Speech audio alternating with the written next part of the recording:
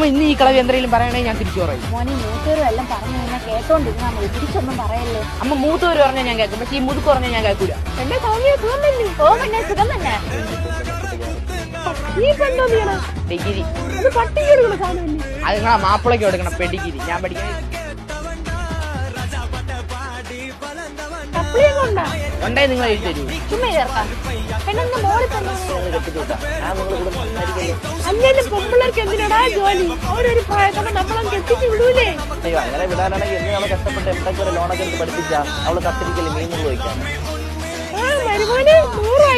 നീ നിന്റെ മോളെ കൂടി ആളെ പഠിക്കാൻ നോക്കണം. നിന്റെ മോളെ ഏതൊരു പഠിച്ചിട്ടുണ്ടെന്ന് പറഞ്ഞു